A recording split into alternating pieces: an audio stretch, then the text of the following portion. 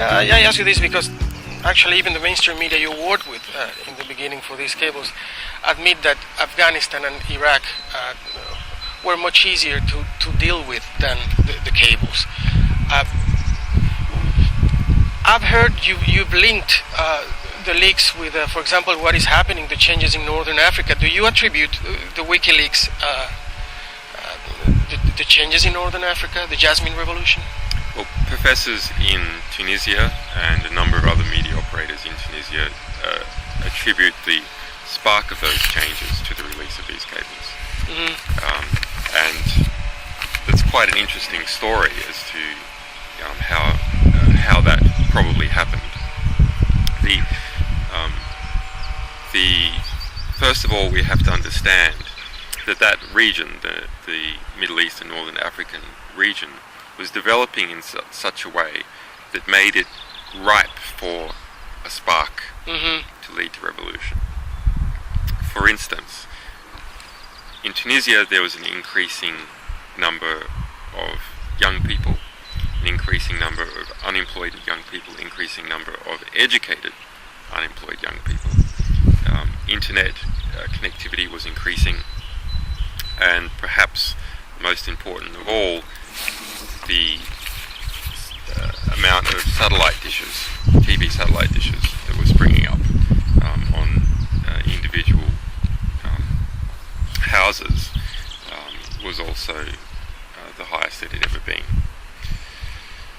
So into that situation, we then had these diplomatic cables released about Tunisia through our media partner Al Akbar and through The Guardian and Le Monde.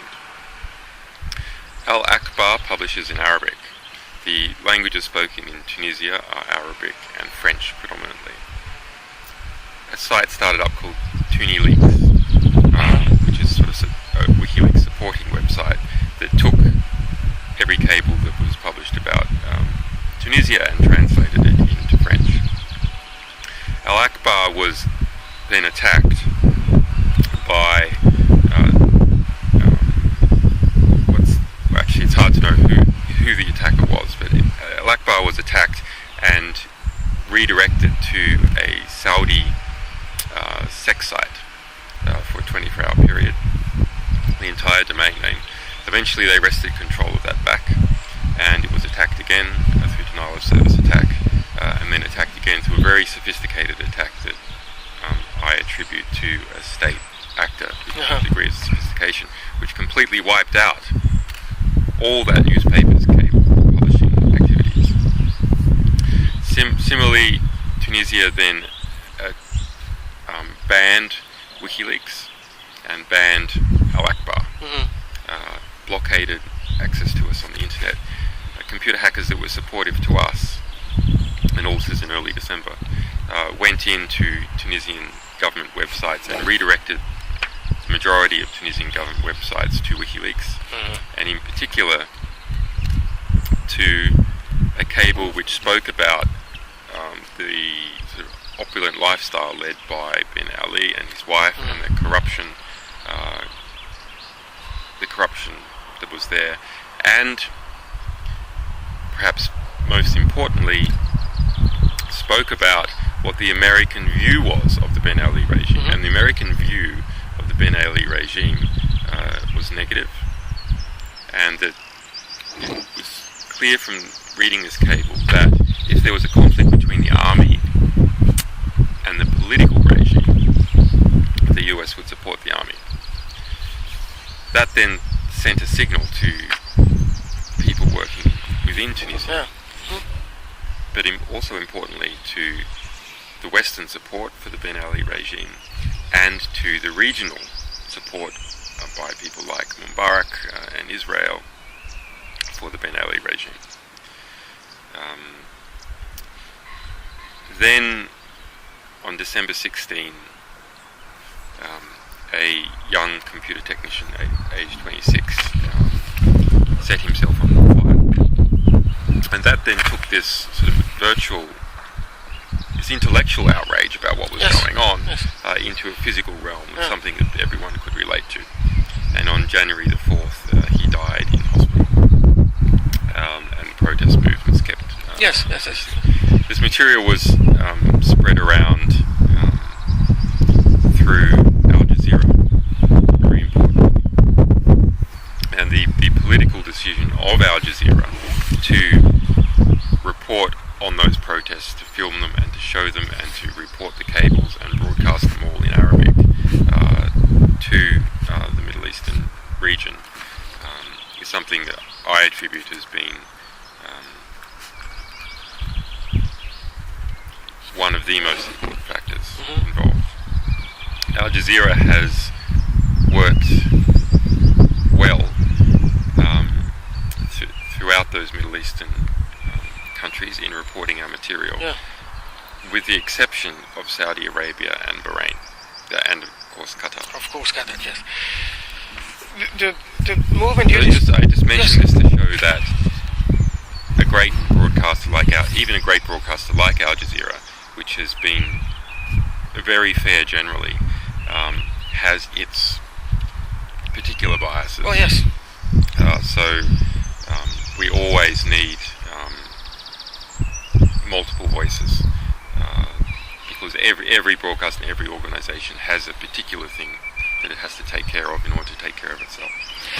Before we get further into your relationship with media, the population you described in Tunisia, I mean, young, educated people, unemployed, and it's going like that in Northern Africa right now. But why do you think this is not mobilizing young, educated people in the developed world? I mean, I'm not saying against their government or anything. I'm saying around any cause. Yes, it's a very interesting question. But I partly reject the premise. Actually, we have had over 50 of our supporters arrested by the FBI and Scotland Yard, who were alleged to have been involved in making attacks on Visa and MasterCard and other US financial companies who are engaged in an illegal financial blockade of us at the behest of the State Department. Something like that hasn't happened for a long time in the United States. Similarly, the protests that have occurred in Australia outside of US embassies and in the UK have not happened for a new phenomenon to such a degree in a long time. But more generally, you're right that the degree of physical discontent for the regime in the United States or in the UK is much less than it is has been in the Middle East. My take on this is that the structures in the Western world are so fiscal. That is, that the power is delegated and controlled through contractual relationships, through who owns what bank account, and so on. And as a result, if there's a change in political mood and a change in political will, it doesn't affect who controls what. The power structure. And in the end, who controls what is the same thing as the power structure. So this fiscalization means that a change in politics, a change in what people think, is unlikely to change what people do. And that means that the media in the West is not very important. Because what the media does is change what people think. And another way of thinking about this is why in the United States is there such freedom of speech historically in other Western countries? And I'll go into how there is not freedom of speech in some ways there in a minute. But you can put up a blog if you're a US citizen, you can put up some blog and write whatever you want. It doesn't mean anyone will read it, but you can say whatever you want about Obama or any big company CEO and so on, without too much threat of retribution. I say the reason you can do this is because it won't make any difference what you say. Okay. Similarly, in the West, the birds and the bees are free to fly around and do whatever they want because they don't make any difference.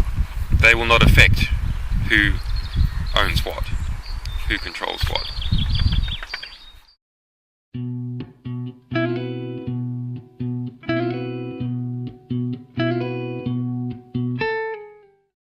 Individual houses was also the highest it had ever been. So into that situation, we then had these diplomatic cables released about Tunisia through our media partner Al Akbar, and through The Guardian and Le Monde.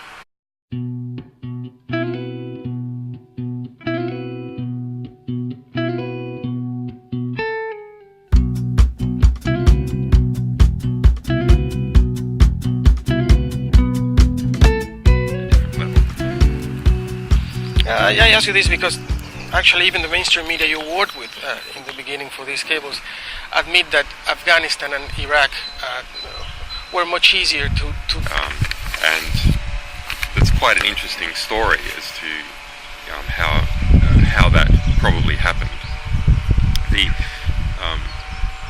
The first of all, we have to understand that region, the Middle East and Northern African region, was developing in such a way that made it ripe for a spark to lead to revolution. For instance, in Tunisia there was an increasing number of young people, an increasing number of unemployed young people, increasing number of educated unemployed young people. Internet connectivity was increasing, and perhaps most important of all, the amount of satellite dishes, TV satellite dishes that was springing up on deal with than the cables.